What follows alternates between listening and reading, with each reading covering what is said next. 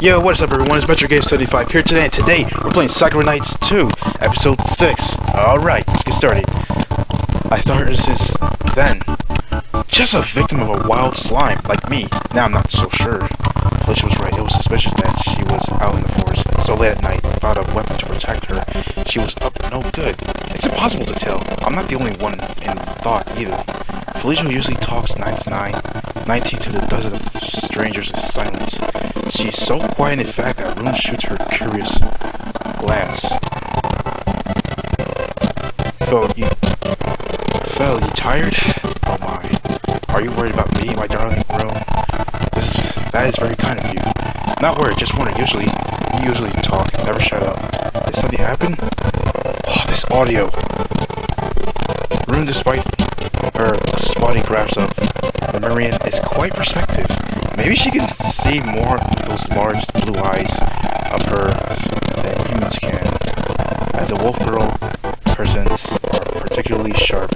She's not the one to underestimate it. I was wondering that too. It took a long time for you to return to the inn last night, Felicia. Esty also. She's no back for ages, my friend. So they were both out at night alone together. Tart's eyes glimmer mischievously. I wonder what the pair of you were getting up to. It really is a mystery. Yeah. I tense with the easy peal of laughter that emits from Tart's lips.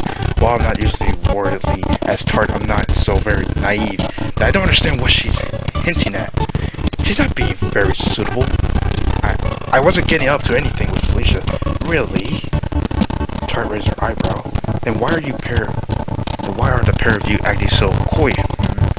We're not. We're just imagining things. But I did not imagine Felicia a late arrival to the inn last night. Me either. You've gone a long time. You felt why? I don't know what you're talking about. We just went for a walk. A walk, is it? Is that what you're calling? Is that what you're calling nowadays? No. That really is what we did. Nothing untoward's happened. Right, Felicia? What? Felicia cups her cheek with one hand and expels a soft sigh into the warm air. How can you say that, Stelly? After all the grasping and moaning I bore witness to, I could hardly call that PG-13. I knew it. You were getting up to funny business with Felicia in the forest last night, weren't you? Weren't you? No, I wasn't. I didn't do anything for Felicia. I glared at my elven companion, my expression stricken. Why do you have to say all that? Why shouldn't I? Is it true? It's true, is it not? It is, but... So you were moaning in the forest last night. Were you, silly? How droll. I am very happy you have found an outlet for all you pent-up frustrations, though I might be a bit jealous. Truth be told, I love you make you moan myself. I love you make you moan myself. I might be a cat girl, but I'm well versed in coaxing sweet purrs from the lips of humans such as yourself. Now, Rune winds her arm around my own and glowers at heart. Her bushy brows furrow. It's mine. You can't have. Neither can Fel. I like Itzy more than you. Is that so? My. It would appear that you are quite the popular woman, Estelle. First you satiated your favorite urges with Felicia in the forest last night. No, I didn't. I mean, we did not. And now Rune is clinging to you like a jealous puppy. You practically have your own harem. That could have been me at first. Was this your plan all along, you coy mix? I might be a devious girl, but I think you're sneakier even than I am. I never would have expected this from a shy, unamusing girl like you. But they do say it's the quiet ones you should watch out for. Stop it! You've got the wrong idea. It's true that Felicia heard moaning in the forest last night. But that wasn't because of me. We didn't do anything together. You didn't? You swear it, see? You know touch and kiss and lick. No, I didn't. I most certainly didn't. When Felicia and I went for a walk, we ran into a strange woman. She was being attacked by a slime and she was... Well, I think she was enjoying herself. She was crying a lot though. I paused. It's hard to succinctly summarize what exactly that slime was doing to that woman. Perhaps it'd be best to know and skip the precise details. I feel embarrassed. I just recall all I saw. Anyway, that woman was the one who was moaning. Not me. You're both jumping to conclusions. Rune's body relaxes, so nothing happened. Not between Felicia and I, no. Quite unfortunately, I might add, and Sally is very cute and I would not be opposed to toying with her. Oh god. But alas, there wasn't enough time. We had to help this poor woman, you see. Felicia briefly explains the event of last night to Rune and Tart. The pair of them nod while they digest this information, their ears twitch and tap. So, you helped her, didn't you? Yes, indeed. It is my duty to help people, after all. That is what a future queen must do. That is very noble of you, but this woman sounds rather suspicious. Why is she in the forest so late? What's she doing? I wanted to know that myself, but I did not get a chance to ask. She refused to respond to my queries. She was such in a hurry to leave, she would not even tell me her name. I did overhear something interesting, though. Like what? Well, it might have been my imagination, but I am certain she said that she summoned that slime herself in a marsh Tart, and I was hoping you could shed some light on the situation. Is it possible to summon monsters out of thin air? Now that's a tricky question. I have heard tales of powerful mages who accomplish great feats, such as summoning lightning and controlling the flow of the sea itself. Great mages can perform such feats. Summoning monsters should be possible, but it would be difficult. Only a truly talented mage would be able to perform such an intense and involved ritual. Creating inanimate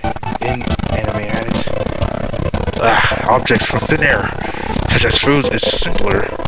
Inanimate objects are less fiddly. They don't breathe and they can't think. Inanimate. I haven't heard that in ages. But monsters are different. They're living creatures, though they're less complex than humans. Sustaining them would require an immense amount of magical energy. Moreover, crafting a living creature from thin air is dark magic. Most would consider it a taboo. I can't think of many people who would be willing to do such a thing. There are even fewer who would be capable of it. If this woman you met last night was incapable of fending off a single slime, I doubt she had knowledge or ability to summon it in the first place. I did consider that, yes. Perhaps she was so panicked she was spouting nonsense. But there must be a reason why the number of monsters in the forest has increased lately. Then you suspect this woman. I am not certain. Surely she is a culprit behind this, but perhaps I'm thinking too hard. Maybe you've been working too much. Felicia needs to take a break. Oh no, I could not do that. Not when there's work to be done. At least it's relied on us. We cannot slack off on our duties. We must all keep doing our best. That's right. I still need to become a knight my mother can be proud of. Aren't you too serious? That's not much fun. Tart sighs. I don't mind fighting, but it messes up my hair. I don't want to chip it now either. I would far rather play with pretty girls than fight ugly monsters.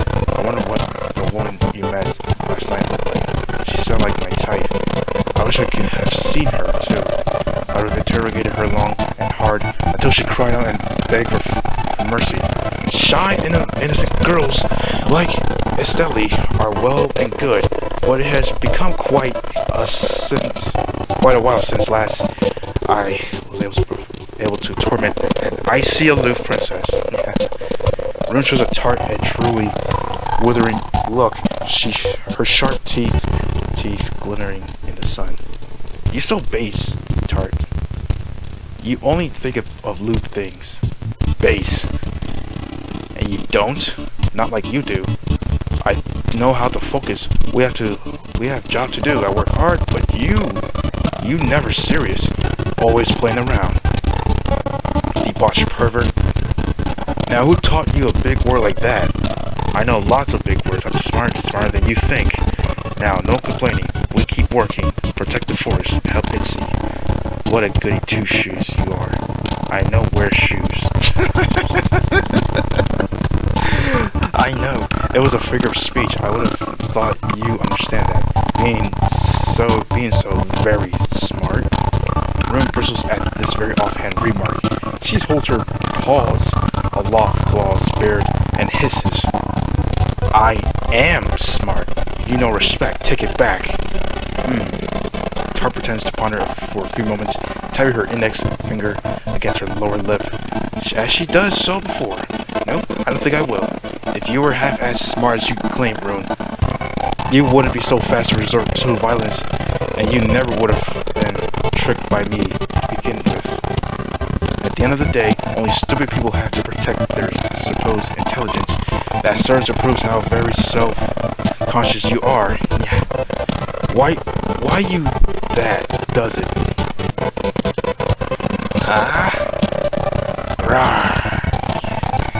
Hey, wait, Roan. I cry at my wolf girl companion, but no avail. She's already launched herself at Tart. Oh, great. Now it has happened again.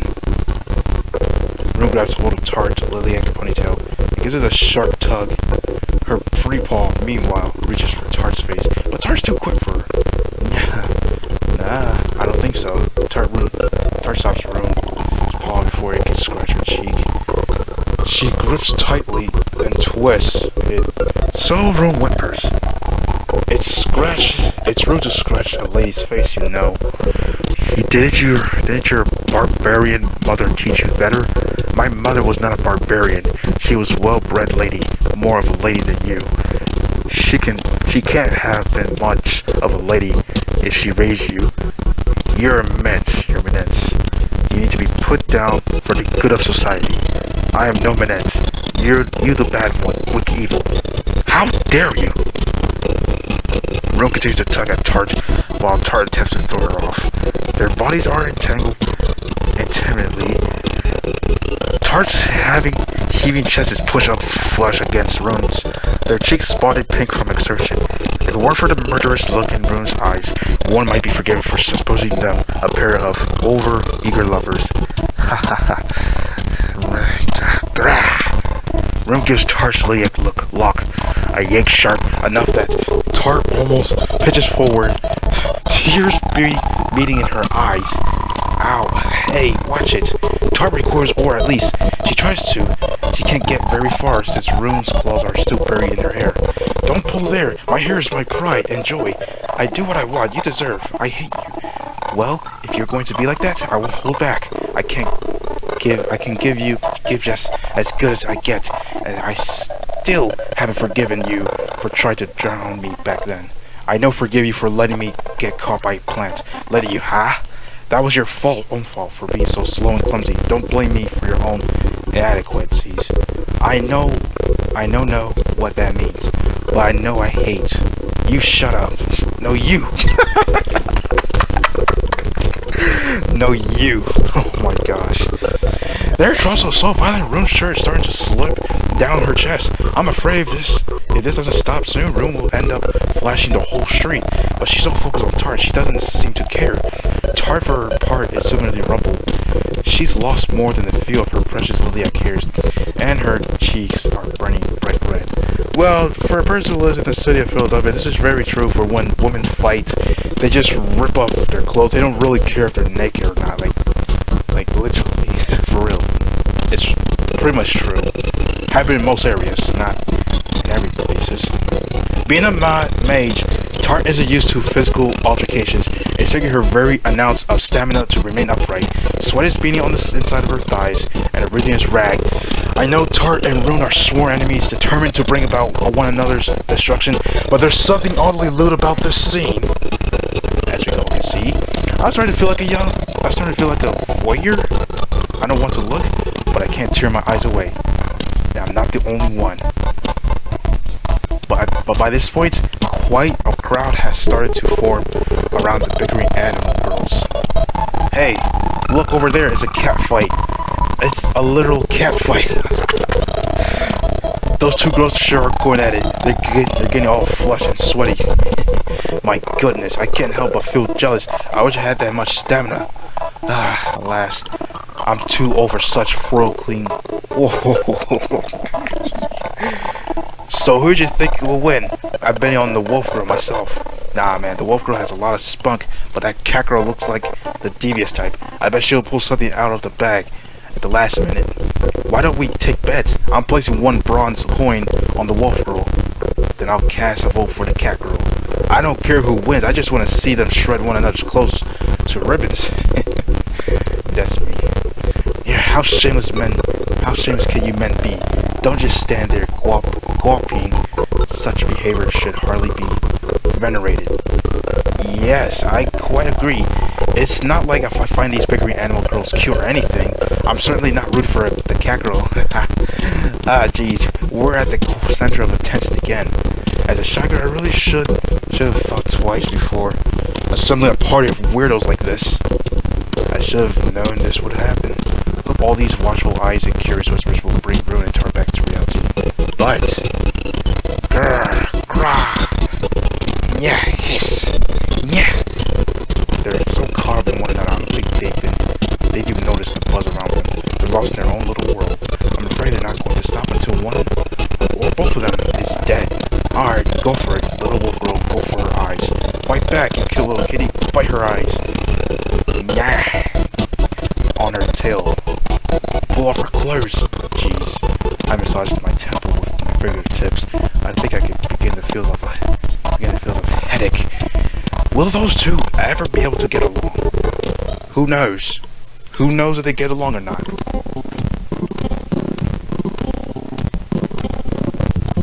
Greetings, adventurers. It is always a pleasure to see you four, although Alex looks between rude and tart. Her brow furrowed. You two girls haven't been fighting yet, have you? Fight as if I would. I am far too civilized for that. Tart tries to shrug off Alex's question, but she's not entirely successful. Though she and Rune finally stop bickering, the fallout from their little debate is plainly apparent. Rune's cheek is scratched, and the end of her skirt is more ragged than usual. As for Tart, meanwhile, well, she's missing a few hanks of hair, and the beginnings of a blue-black bruise can be seen on her cheek. For real, it is. How her cheek got bruised exactly, I'm not sure. Maybe Rune might have during their scrap. I'm glad neither of them drew blood at the very least, but they really were going at it. I was starting to worry that they'd be arrested for disturbing peace. Fortunately, things didn't get that out of hand. Felicia was able to diffuse the tension by stripping off her plate armor, as she is wont to do. That took the wind out of the sails. We also invited more gawping, pointing on onlookers. The day's only just begun, and I feel exhausted. Alex doesn't look at all convinced by Tart's riddle, but she lets the matter slide. Well, in any event, I'm glad you girls decided to put in an appearance today. There is a task I would like to assign you. A task. Felicia stands to attention, smiling brightly. She says, "Please, my good lady, let us know what is that must be done. We'll do everything within our power to help you." Yes, I thought you might say that. Though I haven't told you what the task is just yet. Do you not wish to know that much before offering your service, my lady? Felicia takes Alex's hand in her own and kneels on the ground, one hand held against her breastplate. Do not ask such questions. You should know by that there's no quest. I will not accept no matter how great nor how small. As a future queen, my duty to protect the people, I will lay my very life down if needed be to ensure the continued peace of this land. I swear by my family's good name that I would rather die than disappoint you. My goodness, you're always so passionate. I should have expected as much. Alex giggles at news at Felicia's shows of chivalry. The other adventurers are already situated in the guild. Meanwhile, look less impressed. If I try to flirt with Felicia, that would resonate. She laughed in my face. Where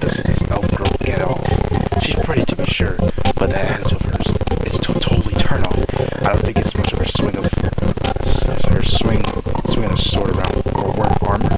It's such a waste of her good looks. She's making the rest of us look bad. Ah, it ain't fair. I want at least to smile at me like that too. Maybe I would deem to offer you a smile or two, gentlemen, if you were half as gallant as Felicia is. Now she knows how to dress a woman. Well, of course she does. She is a woman. Even she doesn't always act like it. She always brought it up in the palace, and she must have had loads of servants. I bet she had tutors too. They probably told her how to talk all posh and fancy. She's got an unfair advantage. Yes, indeed. Perhaps you are right. Felicia rises to her feet, her expression troubled, and brushes a few strands of hair bend behind her shoulders. As a princess, I have afforded opportunities many have not. Perhaps it is unfair of me then to sneak off fighting for the sake of the common man. I confess I do not know much of the ways of the peasantry, but I am trying to learn. I do not wish to upstage any of you good sirs. I am merely doing what I think is right for the sake of Lumeria's future. Ah, jeez. One of the adventurers sighs and folds his arms. This is why I can't stand you, Felicia. You're so damn pure-hearted, it's hard to hate you. She's a pain, but at least she's easy on the eyes. The guild's been a whole bunch of liars since she came here, and her friends too. I concur, these little girls have no real place in this guild, but they're putting in good work. We can't let them get the better of us. Let's keep working hard, right? It seems the moral of my men is at an all-time high. I must take advantage of that later.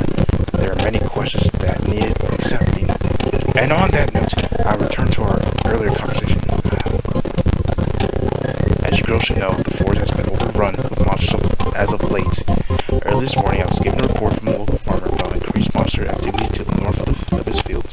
He said there was a large group of fire lizards which were charging the trees and setting the growth ablaze. He tried to put the fires out, but to a little avail. Would you girls mind lending this old man a hand? I fear the blaze will grow stronger than ever if I left unchecked. But of course we will. We would be only too happy to help. This drops a neat courtesy. What say the rest of you? Do you accept? Of course, I couldn't let this man's farm burn down. I help too. The forest of my home won't let it burn. We'll do all I can. Well, I can't say I care much about fire. The smoke is acrid. They can sting your eyes. It smells bad too. I really rather relax, but I suppose there is no rest for the quick. I'll do my best to help. My water magic might be some use. Very well, then it's decided. Thank you for your help. Girls, I don't know what would I do without you. And as for the rest of you, Alex glances at the other adventurers. I've had some reports of monsters' activity in the last hour alone. I have more than enough jobs to keep you occupied too. Shall we start diving out responsibilities? Alex seems cheery enough, but I'm a little concerned about these developments. There have been a lot of monsters in the forest of late. It's become a real problem. In the past, Grimmery had so many adventurers, there was enough quests to keep them all busy. Now it's quite the opposite. There are new monsters to fight each and every day, and there aren't always enough knights and mages on the hands to quell these threats.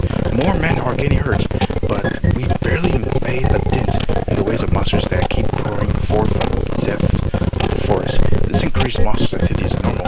There has to be somebody behind this chaos, but who? Could it be that dragon woman Felicia and I met last night? She didn't seem like the sort of person who was capable of commanding an army of monsters, but she looks like she can be deceiving. Few people would take me for a knight at first glance either.